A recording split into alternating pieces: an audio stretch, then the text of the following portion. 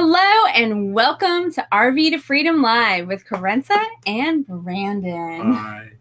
We help future nomads hit the road smoothly. Yeah, we do. We do it with our group that you guys might be in, rvtofreedomgroup.com. It's a Facebook group. I'm being weird. We do it on our Facebook page. We have rvtofreedom.com, and we also have a course called the Roadmap to FullTime RVing, which you can read about at roadmaptofulltimerving.com. But tonight, we're here to talk about trying not to kill each other while we live in this little Living RV. with our spouse all the time, Yes. 24/7, all the time. And you guys don't even have to take notes tonight because we've got a special download for you. So stay tuned for that. We'll go through it after we get through these tips. So we want to ask you guys, are you worried about living in a small space with your spouse? Or maybe you already do and you're kind of like, I got to figure this out. Sorry, that laugh is a little might- maniacal. Yeah. 5 years with this one in here. Yeah. 18 years total. Getting there. Yes. That's No, thanks. You might even love them a lot, but 24/7 is a little different than what you're used to, probably, especially if you both or just one of you works outside the home. You're not spending most of your days with them. What's this going to be like? It's a very different change because you'll go from not being around each other all the time, communicating with other people at work and venting out to other people, to all of a sudden you're on top of each other constantly. And those little cute things that you always loved might start to grind on you. Oh, look, Bob's in Maine tonight. Oh, they're Nice. practicing the 24-hour thing. Good, guys. I Nice. hope it goes well.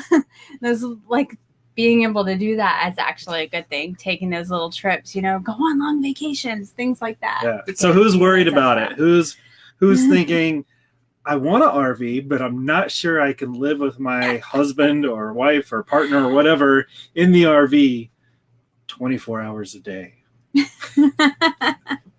And just to let you guys know, too, this is totally normal.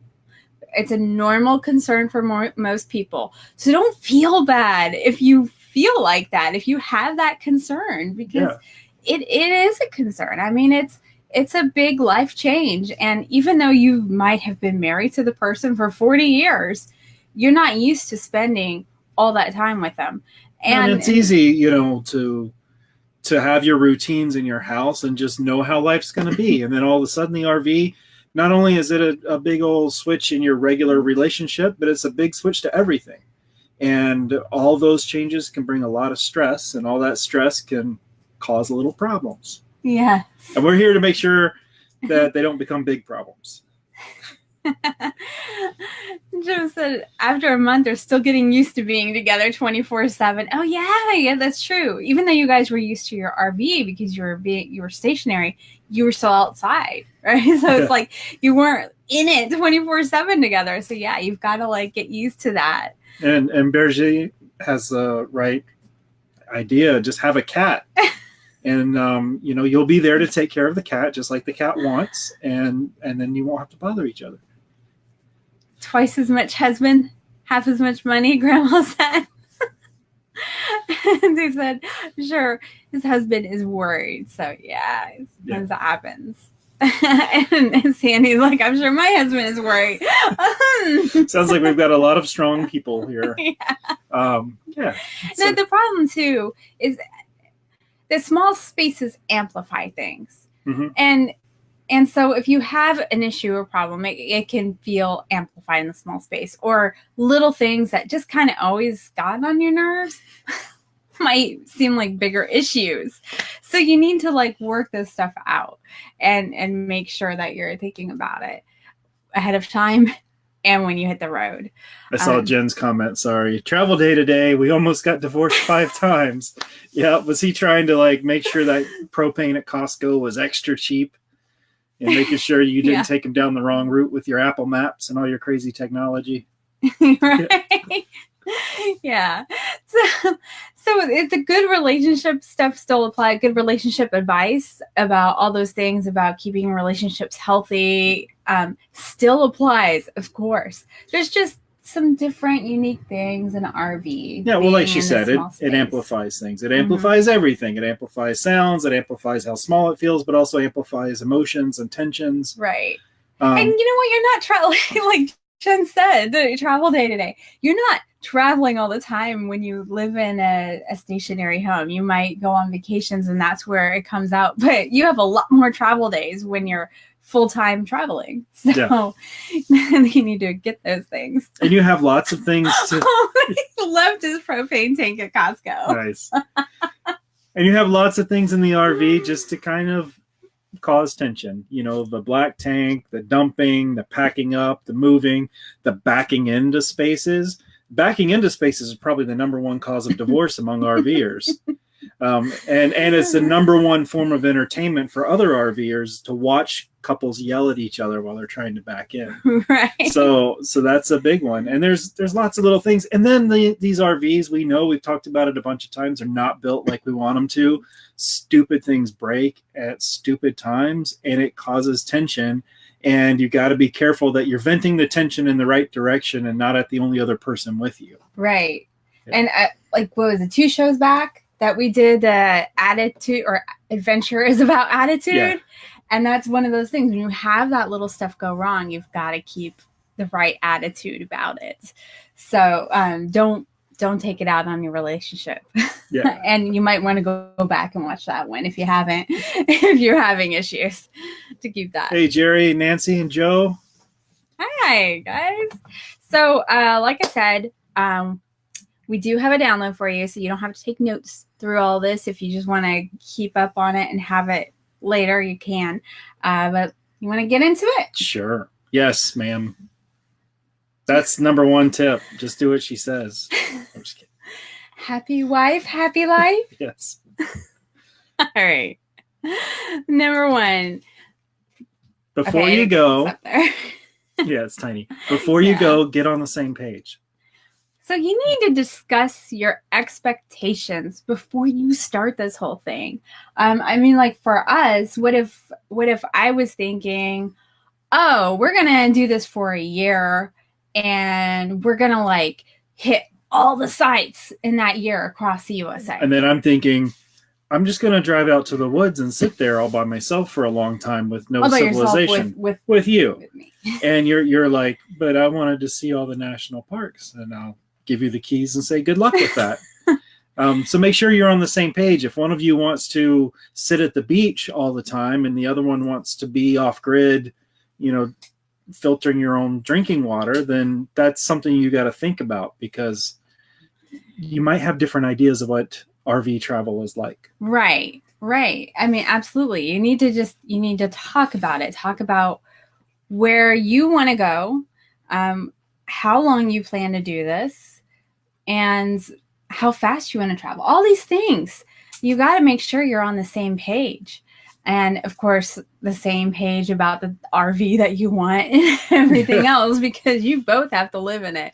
And the types of parks you want to stay in, and the, you know, just all of it. There's a lot of lifestyle stuff that happens here. You're going to have, you know, resort type parks. You're going to have mid-grade parks. You're going to have cheaper, lower end parks. You're going to have off-grid camping. That's all like lifestyle. You know, if one of you wants to be lounging by the pool and in the hot tub every night, and the other one doesn't, then that might cause a little bit of tension, or it might just lead to some disappointment. It's like, well, this isn't what I thought I was getting into. Exactly. Yeah. And so you don't want to come up with that later and have one of you resent the other one. The good news is you can do all of that. Like you can compromise. You can say, hey, let's go to a resort and let's do the hot tub thing and the relaxation and sitting by the pool. And then let's go to the mountains and go fishing or whatever. And then we'll go somewhere else and do it a different way, but we'll mix it up and kind of go back and forth with it. Exactly. Mix it up, compromise. Compromise is a good thing in all relationships, right?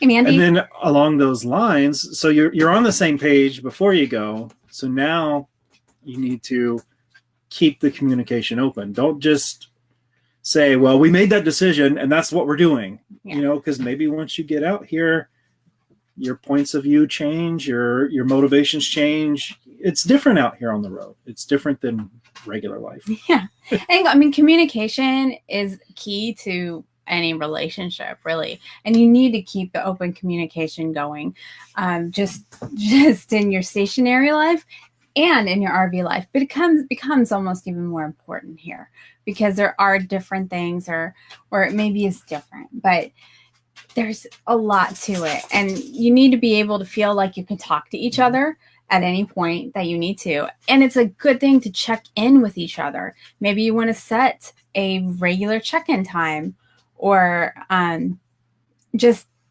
reach out to the other one. Make sure you're still on the same page.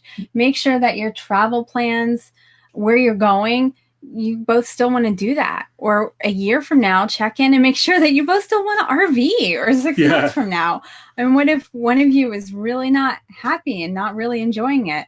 You want to make sure that you're not forcing the other one. And maybe it's just a change on how fast you move or where you're going. Yeah, we have that conversation a lot because 5 years on the road, it's a long time. And sometimes it's like, something's not right. We don't feel right. This isn't fun anymore.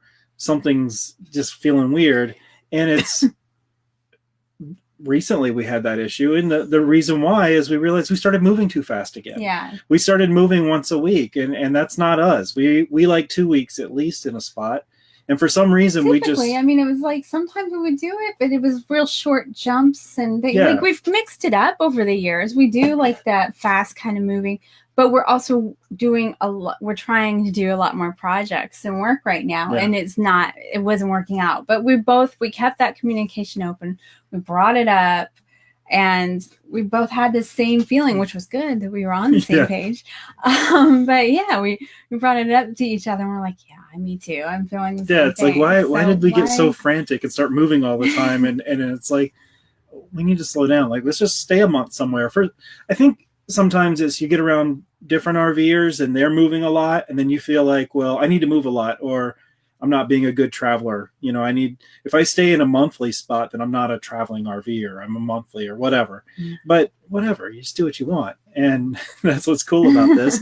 And so that's what we decided. We were like, okay, well, we're just going to go find a place for a month and we're going to sit there and we're going to chill and get some projects done that we need to get done. Like we bought all these blinds. See this new cool blind here? That's the only one we've hung up. We've got the door. Oh, we got the door one too, but we've got 5 more just sitting in a pile on the dash of the RV that we need to put up, but we're not still long enough to get them done. There's too much other stuff that we need to do ahead. But we got the one you guys can see, and that's the important one. That's the important one for you guys, right? Yeah. And as Stan said, you must be flexible. Situations change, so your lifestyle must always be fluid, and that's exactly what's happening. That's happened with us over the 5 years. I mean, all the time. I mean, it happened the very first year, or three months or so in. I wanted to go to places to scuba dive, and so we were going to all these places, and we were moving slow deliberately because we heard people say people go too fast.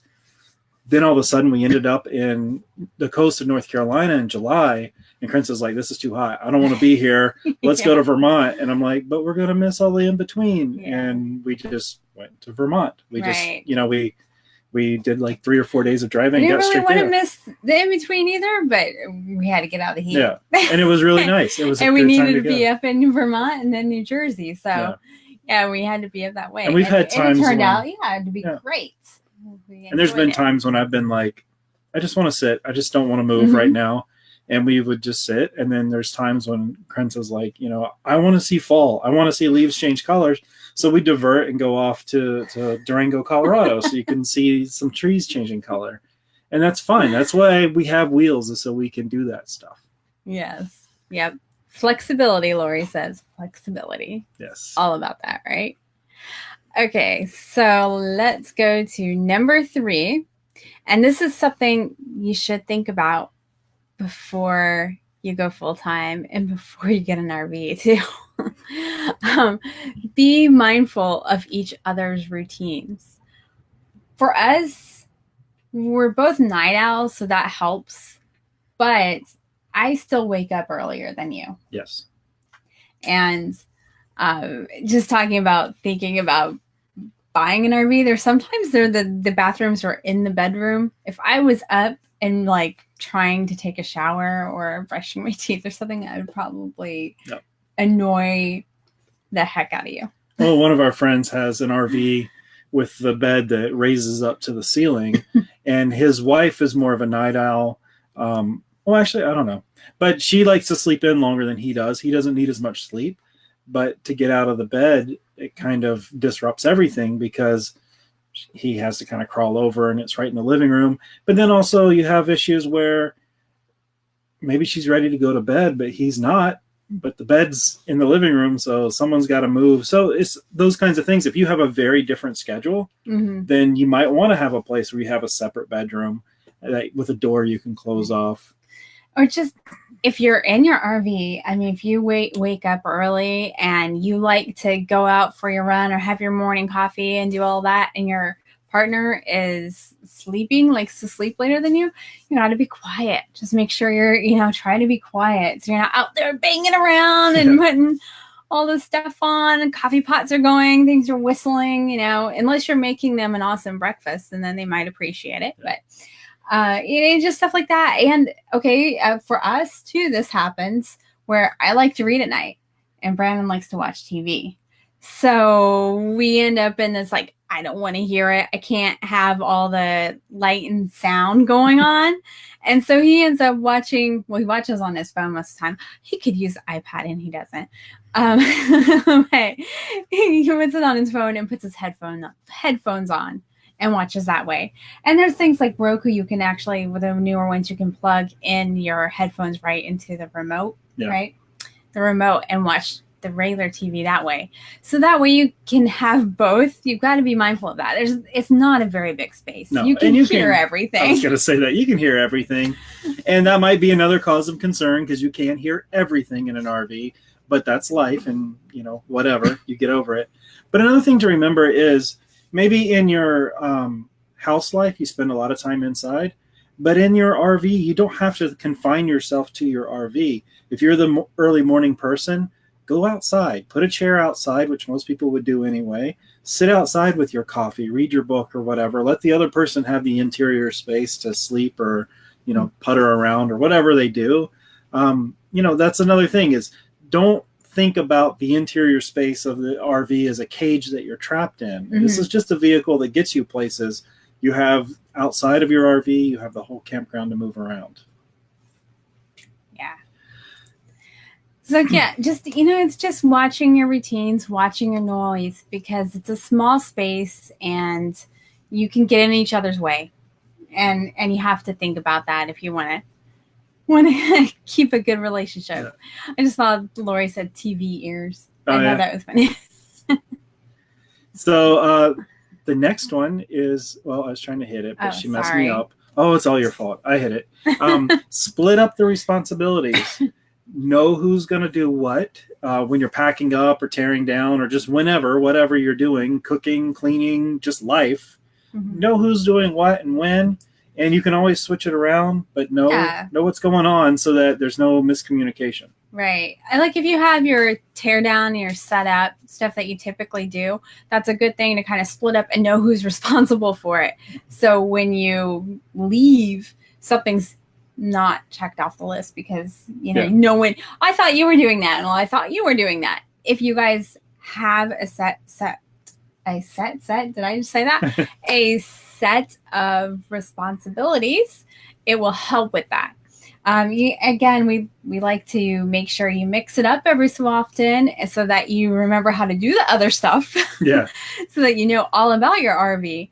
But it will help get in a routine, and then it avoids miscommunication and misunderstandings. So there's less chance for any kind of, you didn't tell me to do that, and then you start yelling. And also, for some critical things, just check each other over. Like when we hook up the car to the RV, Krenza usually takes care of the interior of the car, putting it in gear and putting the key in the right position and everything. Yeah. But we know that I'll come and check it over just so we have two sets of eyes on it. It's not me checking to make sure she's doing it right. It's two sets of eyes on it. Because if it gets screwed up, it gets real expensive real fast. And that's like my biggest fear is somehow leaving that car in gear or doing something where it's just dragging behind us and we don't even know it. Yeah. I've seen the videos of that. And so like I'm terrified of that. So I don't mind that he checks it. Yeah, and by doing that check, it's done. It's part of the routine. It's not something like I'm staring over her shoulder. Right. It's just the routine. That's what we do. Yeah. And then if something goes wrong, it's both of our faults because we both checked it and we both should have been clear. And if we messed it up together, then we deal with it together. And we can't say, well, you didn't do it right. Or did you are you sure you remembered to do that? You know, and then that little condescending thing happens. So, yeah. Yeah. Watch your tone too. Yeah. No, but serious critical things, TV antennas, making sure the jacks are stowed properly, making sure all the bays are locked, making sure the vehicles are connected properly and safety pins are in place. You should both go through it. Yeah, just double check the work on that stuff because it is important and it's not something to get hurt feelings over. No one's checking. It's just part of the routine and to make sure that everything is done. Two sets of eyes. If you have a partner, which is probably why you're watching this. And if you have an extra stubborn partner, because we have seen some of those on the road, just leave them alone. Let them do their thing. And when they screw it up, it's all their fault. And that's just how it'll be because there's nothing, you can't talk to them. So I would hope they were listening to this, but they're not going to listen to this because they don't need this advice because they know it already. So for the rest of you, you'll be all right. Those other people are just going to have to deal. Yeah.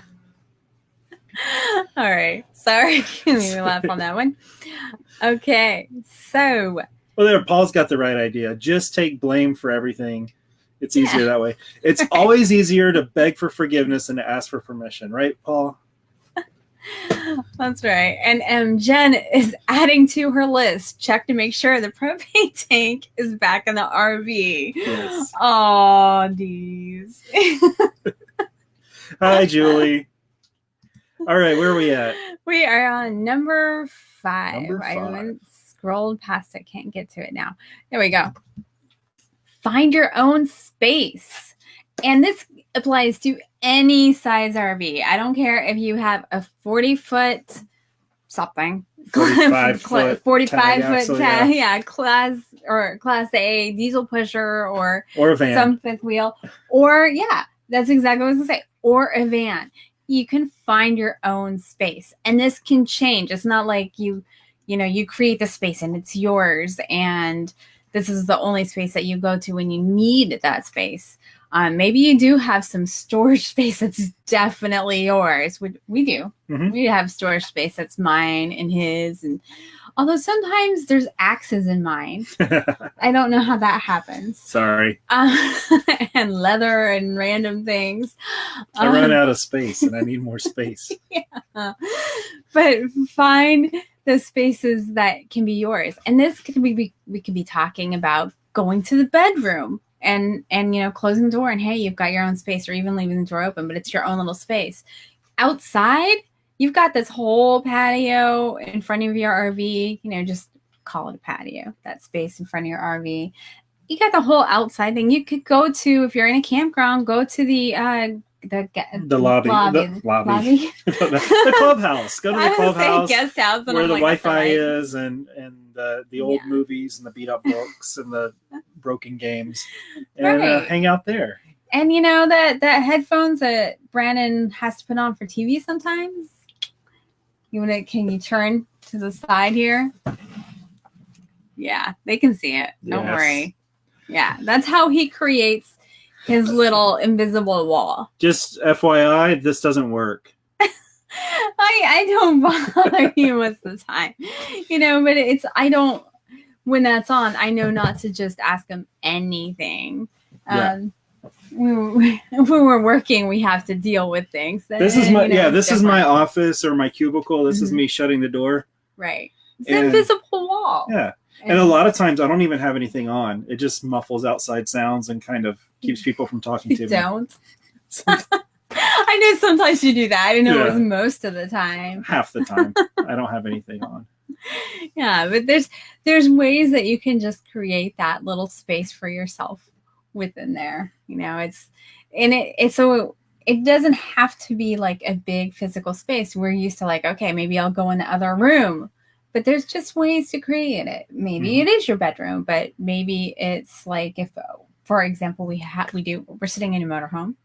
So we do have chairs in the front cockpit area, which feel kind of closed off. So if I go sit up there, turn a chair to the front, I'm looking out the window facing the front, and he's behind me, the back. I don't know what's going on. Yeah, it's weird because we're so close, but it does feel very separate because you're facing away and you're doing your thing over there, and I'm over here. Yeah, it's weird how like you think in this 4,000 square foot house life that, if we're not in completely separate ends or we can't see or hear each other, then it's going to be a bother. But you get used to it, and you find your space. And there's times when I'm tired of sitting at this desk area, and I'll just grab my computer and I'll go back and sit on the bed, and I can shut the door, and it's just like my little private space, and I can sit back there and work, and then or watch TV or whatever I feel like. And there's plenty of nights when I'm playing games on the computer and the mouse is just clicking away and I'm making a whole bunch of noise. So Krenta will clicking is like, nah. See, that's the noise thing that gets to me. Then I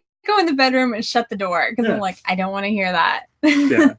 But he has his headphones on too because he's listening to explosions or whatever is going on in there. Pirates. Pirates. That's right. Pirates. Yeah, who knows? I don't know what goes on in this game. So what he's playing. So 6. But Julie said no stubborn partners in their rig besides herself and Marnie. Oh, that's good. Well, the dogs aren't stubborn, so that's good. Right. So number 6. In the same vein, you gotta get away. Yeah. Sometimes you need your me time.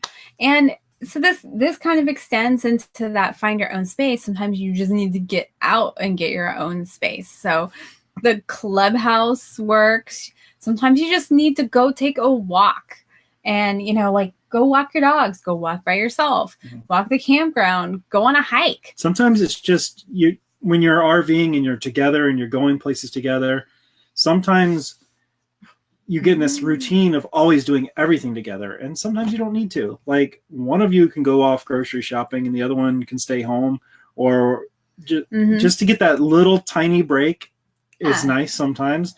Or it's not wrong to go see a movie by yourself if you want to. Go see something that maybe your partner doesn't want to see and enjoy it and have your own little time for a while. Or for me, I used to go scuba diving in freezing cold waters and no one could get me there and no one could talk to me because I was underwater. And that was perfect. Lori said go shopping, and I've done that before. I went go browsing. I was gonna say it's not really shopping, window shopping. Yeah, and I did do that one time downtown, and it was like I hadn't done that in a while, and I enjoyed farmers markets myself. You go to a lot because farmers markets for me ends up Krenta turns to me and says, should we get this? And I'm like, I don't care. What are you going to make with it? Just, I don't care. Buy it. Or just me standing on the edge of the farmer's market holding the dogs because they can't go in. So yeah, I'm fine never going to farmers markets. Yeah. But there's all those things that you can do. If you want to take a class, there's always classes in lots of towns that relate to whatever is happening. There's a cooking store, you'll find a cooking class. Like the library might have talks. This restaurant we were here, they did Thursday nights. They'll teach you how to sew crochet blankets for premature babies, and they provide everything, and then they donate it afterward. So it's like if you wanted to do that, you could just disappear and go do that for a while. I mean, if you're at a state park or national park, there's often like a ranger-led hikes or talks and things like that you can go to and just kind of have your own time. Sometimes it might just be going to the library and reading. And it's not a reflection on your relationship that you need to separate. I almost feel like it's a better thing that you can separate. Yes. And you're not totally like on top of each other and have to be with each other all the time and can't make decisions on your own sort of thing. Right. And sometimes we'll separate and go back and visit family separately. So I go back and fly home. I know home's here, but it's also where my family is. Yeah. So home and go visit them while he stays with the dogs wherever our RV is. Or I take our RV somewhere cool. Or that's true. You have taken our RV. Yeah. somewhere different when I've been gone. But we'll do that. And that's kind of a little separation thing too, that it's, or, you know, I wouldn't say taking a vacation exactly, but maybe taking a vacation separately. It's also weird because you live in an RV and people think of it as a vacation all the time. So but that's the thing, it's not. It's not. And that's where you need to remember to still have those times. Like, you know, Jen has to go to the Red Bar every Sunday, but drag Dee's along. But yeah, Julie has a good point. They know a couple in a Class C that has a scooter, and the husband has a solo night. He goes into town one evening, has dinner, watch a movie, and just gives him his time. And that's fine. And that's, you know, I'd like to do that. Just kidding. I didn't have to tell her where I moved. I came back and got her. Yes, he did come pick me up. That's when he went down to the border of Mexico and drove off-road. Yeah, we did the 90-mile off-road trip along the border of Mexico. And that was it was an interesting story that I'll have to tell you in person one day. But it was fun. Yes. David, possible topic for the future. We're doing it about couples, but RVing solo. Yes. We did learn that. I did learn that solo RVers want to be called solo RVers and not single RVers, because not always looking to date. A lot of them are perfectly happy to be solos. So that's an interesting little tidbit to understand. Yeah. RVers typically, refer to themselves as solo. Yeah. Solo RVers. And we do have that in the plan. So we want to have some of our solo RV friends on to talk about it, since they're going to have more experience than us. Yes. A little bit more than us. We can talk about it from the perspective of what we know hanging out with them, but a lot of RV stuff is going to be similar, but yes, we want their perspective on that. All right, next one. Where are we at? Oh, we are on 7. 7.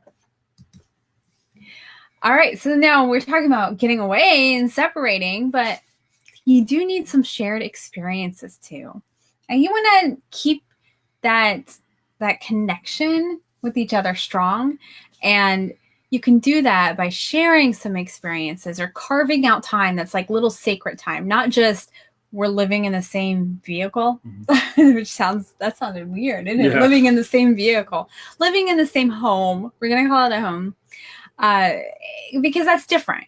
You know, when you're living and like we're working together, we're working side by side. That's not quality time. Yeah, that's just work. Yeah. And I think this number 7 applies a lot more to people who work on the road like we do. If you're retired, you probably are out doing a lot of adventures and things together all the time. But working from the road, sometimes, especially once you've done it for a little while, you can start to become like a normal person and just you do your work, you go to the couch and you watch TV and you go to bed, and then you get up and you do it again. It becomes a routine and just like you would. And then it's like, wait, why are we living in an RV? Right. You know? And so that's where you've got to make sure to take that time. Like we went out this weekend and we went kayaking down the river, and then we went out and kayaked on the lake and stuff, or, you know, go on a hike, work on your RV, do upgrades, do the things you want to do, the reasons that you're out here. Right.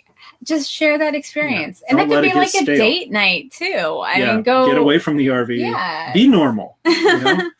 Go have fun at a restaurant that you wanted to try in the area, because you know that there's different stuff around that you might want to try. Yeah. That's actually what I was just thinking. That's a good point, because we spend a lot of time in flip-flops and you know, cargo shorts or whatever. But those nights when we do sort of dress up a little bit and go out like we're normal people and go downtown on a Friday night. Well, you know, we don't normally go downtown on a Friday night when everybody's getting off work and going out and having date nights. But we'll do that, and it's kind of nice sometimes because it kind of feels like regular life. And then we go back and we don't have to deal with that anymore. But yeah. But there's sometimes you might want to create something together too. Like we created RV to Freedom. Well, we did. But you could create a blog together to keep your family updated. You know, you're working on something together, or sometimes we'll do photography together. Like Krunza went to school for it, but I like it too. And so sometimes like there's a certain a lot of times it's night shots, like Milky Way shots or fireflies, stuff like that. We'll go out at night. I know we got to finish that one, but we'll go out at night. We'll kind of, place the camera and we'll look in it different ways. We'll take different shots and, whatever. We'll do it together, and it's kind of fun. Right. Yeah. Oh, and like those classes that I mentioned, doing on your own. Maybe there's something you want to do together. You can create a piece of art at the same time. Yeah. Paint ceramics. We have the one that sits in the dash of our car. Yes. We're so crafty. And our bank is a little RV that we painted, or I painted. You painted the monster. But that stuff, that shared experience, it keeps your connection going. You don't want to just somehow be traveling with a roommate if it's your significant other. And so it's just creating and carving out that time for you guys to kind of reconnect and share something special. And whether it be redoing your RV and hanging up blinds and recovering balances, or hiking somewhere, or going out to dinner, having a nice date night. And I think this is another one of those things where you need to talk about it, because it could be that my idea of something fun and special is to go scuba diving, but what she wants to do is not go scuba diving. So we need to think about, well, what's something both of us can do together that we'll both enjoy.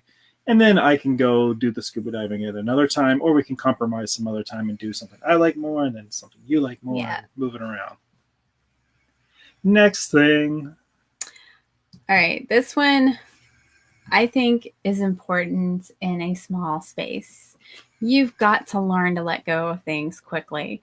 There is not enough space in an RV to hold a grudge. No. You can't sit there and stew and simmer and be mad at someone and avoid them. You can't avoid them. You can, if you go tell someone to sleep on the couch, they are like 10 feet from your bed. It doesn't work. And also the walls are really thin in RVs, so everybody outside knows what's going on inside. Yes. Yes. Do you remember that awkward park? This was before we went full time. Yeah, the people next to us were yelling and fighting and screaming. Yeah, it got bad. We ended up calling the police at one point. And our dog was outside. They had dogs, and one of them was so scared it broke its leash. And we went and got it, but then we were kind of afraid to go knock on the door. Yeah. So let go of things quickly, or try your best to let go of things quickly and just get over it and do its thing. Get back, go to sleep, wake up in the morning and try to start fresh again. Y'all are quiet. And I just want to make sure everybody's still seeing us, because they haven't said anything in a while. If you guys can see us, can you just put in a comment? I just want to make sure we're still on. Riveting. That's why they're all right. So let go of things quickly. Don't let things escalate, because they'll escalate quickly in an RV, and you can't really do much about it. And that's the thing. When something does happen, that you just need to thank you, Scott. Good. When something does happen, you've just got to learn to kind of get past it and let it go. Yeah, like Julie said, no grudges. No grudges. I mean, we are not perfect. We have miscommunications. I'm perfect. What's your problem? See? This is what I'm talking about. We have miscommunications, and sometimes, depending on your mood, things can kind of escalate a little bit. Like, oh, no. But you have to let it go, because we have to sit right next to each other. We have to communicate in order to move down the road to do anything. That stuff will roll over and affect different things. So you want to make sure that you can, because imagine if you this is where also the responsibilities come into play. If you were doing your tear down stuff and you have miscommunication because you don't have clear responsibilities, and you yell at each other, and then you're kind of mad and you're just and stewing about it, and you're trying to help one of you navigate out, you could hit something because you're not paying attention, because you're mad, or things like that. I remember doing that. We did that. Sort of. The flower pot thing? Yeah, the flower pot. We were mad at each other. Yeah, I was. Oh. So we had a we had a big 40-foot diesel, and we were pulling into a small park in Leadville, Colorado, and we were trying to back in, and we were just having not a very good time communicating the direction the RV needed to move when I was backing in. And someone outside that was supposed to be watching the RV to make sure it didn't hit things, didn't notice this flower pot that I was turning into, that they decided that they would fill with concrete. So it was a big flower pot full of concrete, and I just bumped into it at the side of the RV, and the door never quite closed the same after that. But yeah, it was that was one of those things where I was tense, you were tense. We just communication had kind of broken down, and we just kept pushing through it, and then something got broken. And that's what happens in RV life, especially on moving days and hook up and tear down days. So try not to let that happen. Yeah. It just affects everything. And when you are trying to drive a very heavy vehicle down the road, it is not a good idea to be in that state of mind. Yes. And Bob said they had fun watching their neighbors moving in. Hands on. Yeah, I mean, that's the most fun entertainment in an RV park, is watching people back in. But don't do too much. The guy came out to watch us. Well, I think don't go outside to watch people. Do it through your window like a normal person. Don't just stand there. Yeah, awkward. That's weird. Like he didn't come out to watch us, I don't think. I think he was actually leaving, but he stopped to watch us, and it wasn't because we were yelling at each other or doing things we weren't. It's just because there were trees coming down. Yeah, the site's kind of tight and our RV's tall, so he didn't think we would make it, but we did. We know what we're doing. I threaded that. He gave me a thumbs up afterward. I felt good. I knew where to point you. I'm like, go in there. It works. Yeah. And thank you, Nancy. She said she's thinking we could come work at our agency doing couples therapy. As long as I can do it for like 40 minutes once a week, because any more than that, I'm just going to yell at people. Yeah. I don't yell at people. I'm not like, I talk big, but I don't. No, he's too nice for that. Yeah, right, Bob, that's the way you do it. You peek through your blinds like a normal person. You don't stand outside and just do one of these. That's just rude. Yeah. Yeah. Yeah. Oh, at last, it's just a simple thank you goes a long way. Don't forget to say that to your partner. Don't forget to thank them for helping get the RV in its spot. Yes. Or getting the RV to the spot. To the spot. Doing all the driving that day or whatever. Yeah. Or making dinner, or getting all the inside put away or the outside put away. Those little things, just if you're saying thank you, it keeps you in gratitude with each other. And when you say it and you're not being sarcastic, then it actually helps you think about it too. And it feels good for the other person and lets them know that you appreciate them. And that's always helpful in a relationship. I think Scott's got the best idea though. That is true, especially when you're dealing with this one. Yes. If the biggest pizza in town. The biggest pizza in town. Yeah. Yeah. And that's the way to his heart. I think they're learning. Nice. Dane's got that shirt. Oh, the shirt. Yeah. Dane's shirt says, I'm sorry for what I said while we were trying to park the RV. Nice. So yeah, those are the tips that we have. I'm sure there's a lot more, and there's a lot more for just being in a good relationship. Yeah, and people will have different ones for living in an RV, and there's many for just good relationship advice. But these are some of the ones that we thought of for specifically RVing stuff. Yes. The smaller space. Yeah, and get away, go outside. Yeah. Don't worry about it so much. Yeah, Nancy's question, do we both drive the RV? Honestly, no, I drive it. But yeah, I know how, and I have. Yeah. But I like being the navigator. And also you like doing good with the navigation. Well, you also do a lot of work while we're driving. I do. More work while we're driving. I try to get stuff done. And where would Lucy sit? Right. There's no room in the chair for Lucy to sit next to me, but she can sit next to you. If she's not sitting next with us, then she's crying in the back on the couch. So, yeah. So I have, and I need to more. Honestly, I should do it more because I want to stay in practice. But I made sure I know how and I feel comfortable doing it. But our friends, just talking to them the other night, like they do pretty much 50-50 split off the driving, and they have a similar RV and, size and everything. And that works for them. And so I don't mind driving though. Julie drives the paved roads and Marty drives the dirt roads. Nice. I used to hate driving. That's probably the way it would be with us. Yeah. I don't like driving the RV on dirt roads. I'd rather drive the car. Oh. You can drive the RV. Yeah, I'll drive the RV. You get to drive the car on dirt roads because she's always scouting ahead, and I'm lumbering behind with the slow RV. Yeah, I would rather go scout. I could scout so much faster than you. Oh no. So Jim said they've gotten into the routine of Jeanette driving a couple of hours when they've had longer travel days. Helps give them a break.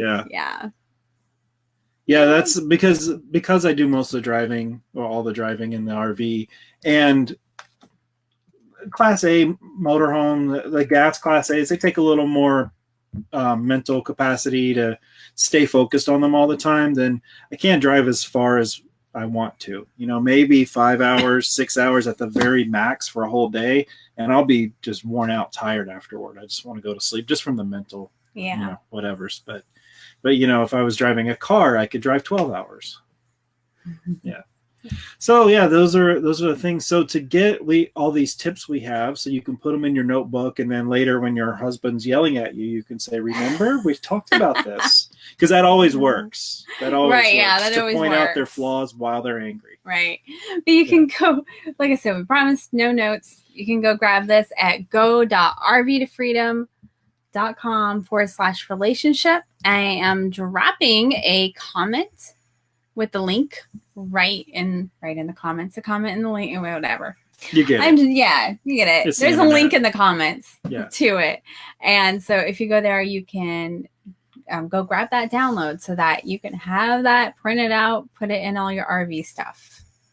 And if you guys are wanting to learn how to do this thing, how to live in one of these fiberglass boxes or a metal box or any other kinds of boxes, wheels, we have a Pine Derby car. We have a course called Roadmap to Full-Time RVing, and you can get to it at roadmaptofulltimerving.com.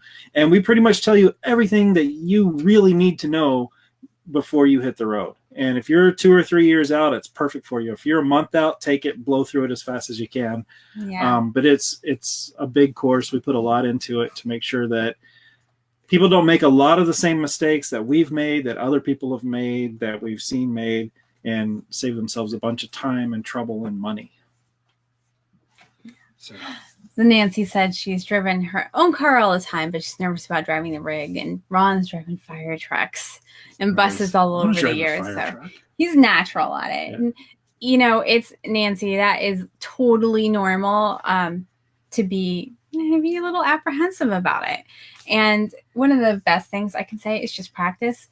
Find a big parking lot and use that area to practice. You can use the lines for parking spots to kind of simulate a campsite or something, backing into it or pulling into it.